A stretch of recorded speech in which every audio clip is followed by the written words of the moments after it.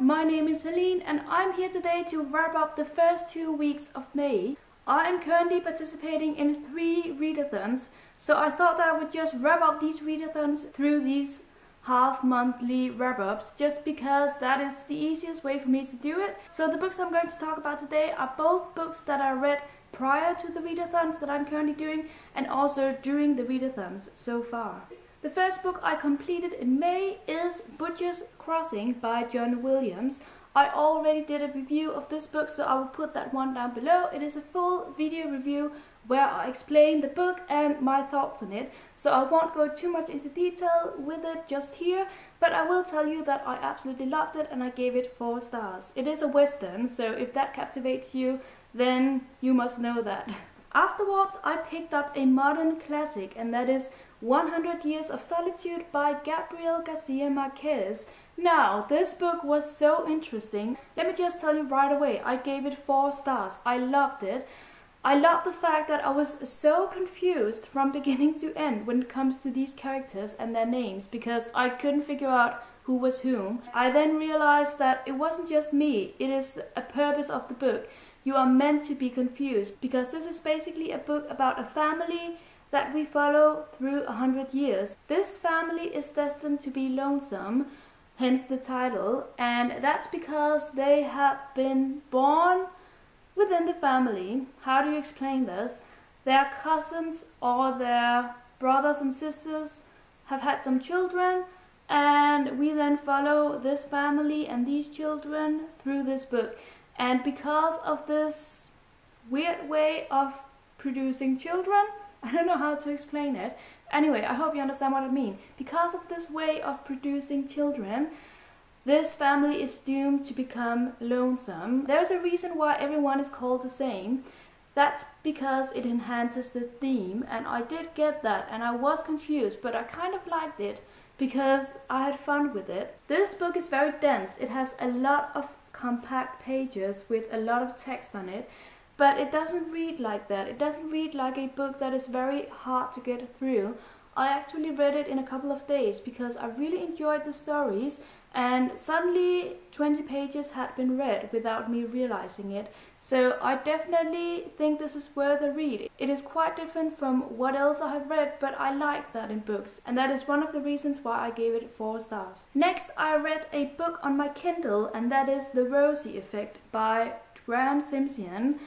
This is the sequel to The Rosie Project, which I read last year and loved, so I was very interested to read the sequel. And it turns out that I actually didn't like this at all. I had a few problems with this book. I felt like it was way too silly, first of all. It wasn't as serious and as interesting as the first book at all. This one became more about having fun and getting into situations that you would like to get out of again. And I didn't really like it, because what interested me in the first book was the main character, Dunn, who has autism. I felt like he was so interesting, and in this book, the sequel, he just becomes annoying in my opinion. He makes some decisions that I didn't really understand, and the same goes for Rosie. I cannot really get too much into this book without spoiling the first one if you haven't read that one already, but I was just disappointed in the sequel, and therefore I gave it 2 stars, because I did love some parts of it, but most of it I didn't really like.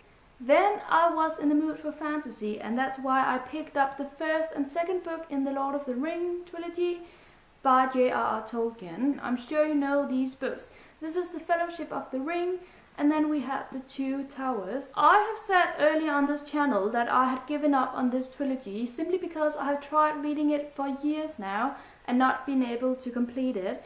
But whenever I have an urge to actually read something, then I know I have to do it, because that means I have an interest to read it, and that means I may be able to actually read the books.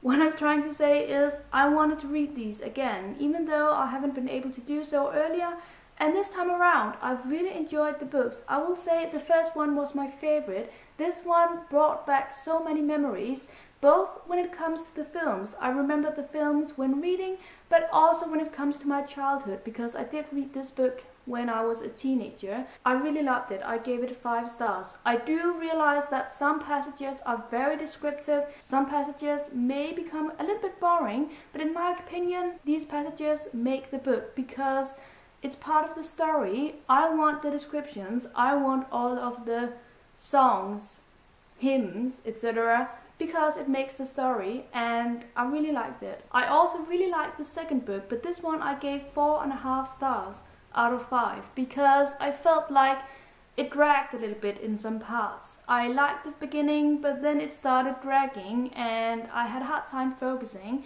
but I still really love the story, and the concept behind this trilogy is just amazing, so 4.5 stars. Then I picked up Annabel by Kathleen, which I have been very curious to read for a long time. This is a book about a girl who is born as an hermaphrodite, is that what it's called?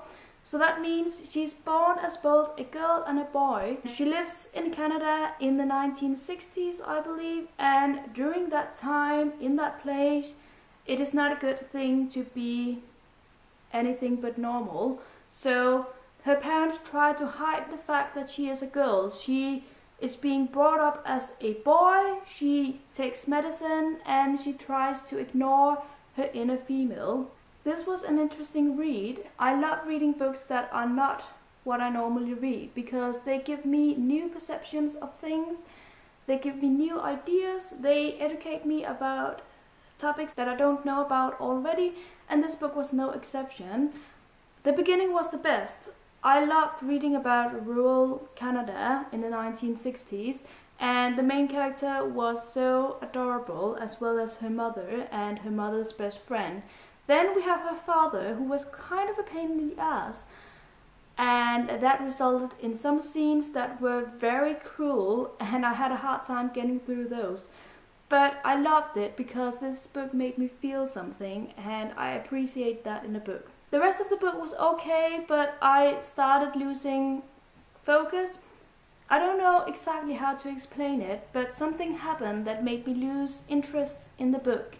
Not in the main character, I really loved her, but in the way that she continues living and in the problems that she faces. I didn't really feel that much of a connection to these things. I didn't feel too interested in those. So all in all, I really liked this book, but I ended up giving it 3.5 stars because I couldn't give it 4 stars. I was going to, but the last part of the book made me take it down 1/2 star. The very last book I have to talk about today is a classic, and that is Jamaica Inn by Daphne du Maurier. I was expecting a very dark and sinister book from Daphne du Maurier because I read Rebecca some months ago, and that book was exactly those words. And when I started reading this book, I knew that my expectations were fulfilled because this was very dark, very sinister and very creepy, and that's what I love about Daphne du Maurier's books. This is basically a book about Jamaica Inn, where you don't want to be. However, our main character has to live there because her mother dies, she has no father, and her only relative lives at Jamaica Inn with her husband. This husband is not a very pleasant guy, let me just tell you that. And this place is not a place that you want to be. And I love how Daphne du Maurier creates these very gloomy settings that drag you in and that make you feel all creeped out. I love it. Daphne du Maurier is a master at that. The rest of the story was interesting, but not interesting enough. I didn't agree with a lot of the main character's decisions. I didn't understand her at times. At the same time, I did understand her, but I would have taken another course if it was me, I think. So, all in all, a very interesting book with a perfect setting. I gave it 3.5 stars. And that is it for today's video. I hope you enjoyed it. I will be back again by the end of this month with my second part of this wrap up. Thank you so much for watching and have a great day, everyone. Happy reading. Bye bye.